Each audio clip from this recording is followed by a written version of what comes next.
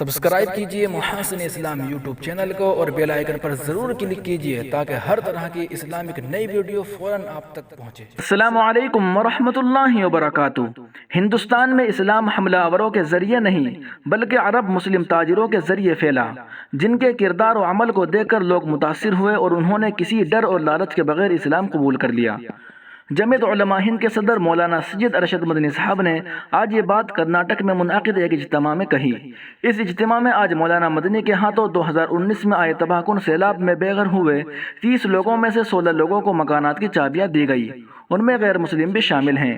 مولانا مدنی نے اپنی بات کو آگے بڑھاتے ہوئے کہا کہ یہ بات سراسر بے بنیاد اور تاریخی طور پر غلط ہے کہ ہندوستان میں اسلام حملہ آوروں کے ساتھ آیا۔ ہندوستان میں مسلمان 100-200 سال سے نہیں بلکہ 1300 سال سے آباد ہیں۔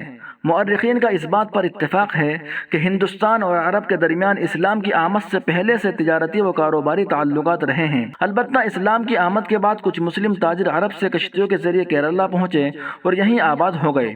ان کے پاس کوئی فوج اور طاقت نہیں تھی بلکہ ان کا کردار اور اخلاق ہی تھا جس سے متاثر ہو کر یہاں کے مقامی لوگوں نے اسلام قبول کر لیا۔ انہوں نے یہ بھی کہا کہ تاریخ کی کتابوں میں کیرلا کے ہی کے کچھ راجاؤں کا بھی ذکر ملتا ہے جنہوں نے اسلام قبول کیا۔ ایک راجا کے تعلق سے یہ ذکر بھی ہے کہ اس نے جب شق القمر کا معجزہ دیکھا تو حیرت زدہ رہ گیا۔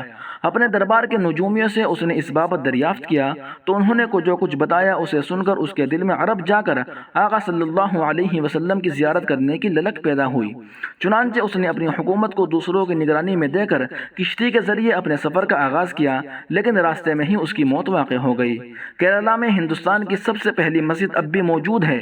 مولانا مدنی نے کہا کہ محمد بن قاسم کا واقعہ تو اس کے بہت بعد کا ہے۔ مولانا مدنی نے کہا کہ سندھ میں راجہ دہر کی شکست کے بعد جن لوگوں نے محمد بن قاسم سے پناہ طلب کی انہیں پناہ دی گئی، چنانچہ ان میں سے بہت سے لوگوں نے مسلمانوں کے اس سلوک سے متاثر ہو کر اسلام قبول کر لیا۔ اس کے لیے کسی طرح کی زور و زبردستی کی گئی ہو اس کا کوئی تاریخی ثبوت نہیں ہے، اور یہ بھی ہے کہ زور و زبردستی کے ذریعے کسی کو مسلمان نہیں کیا جا سکتا۔ مولانا مدنی نے آگے کہا کہ ہم سمجھتے ہیں کہ یہ اس ملک کی خصوصیت ہے کہ پچھلے 1300 برس سے یہاں ہندو مسلمان ایک دوسرے کے ساتھ محبت کے ساتھ رہتے آئے ہیں، لیکن اب کچھ لوگ محبت و اتحاد کے اس پختہ رشتے کو توڑ دینا چاہتے ہیں۔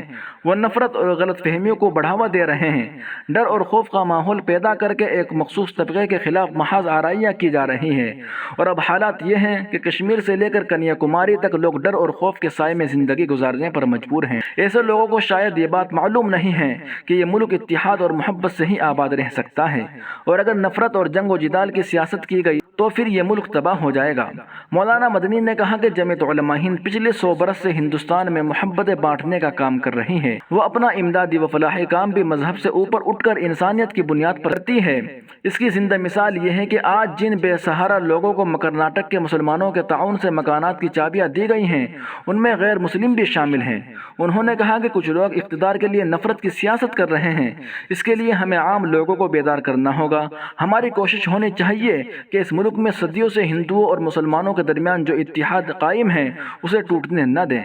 مسلمان ہندوؤں کی خوشی اور غمی میں شامل ہوں، ہندو بھائیوں مسلمانوں کی خوشی اور غمی میں شامل ہوں، اس سے ہی سماج اور معاشرے میں یکجہتی اور باہمی اتحاد کو فروغ دیا جا سکتا ہے۔ مولانا مدنی نے کہا کہ ہم مایوس نہیں ہیں اور ہم سمجھتے ہیں کہ ایک دن ایسا آئے گا کہ جب لوگ بیدار ہو جائیں گے، نفرت ہارے گی اور محبت جیتے گی۔ سبسکرائب کیجئے محاسن اسلام یوٹیوب چینل کو اور بیل آئیکن پر ضرور کلک کیجئے تاکہ ہر طرح کی اسلامک نئی ویڈیو فوراً آپ تک پہنچے۔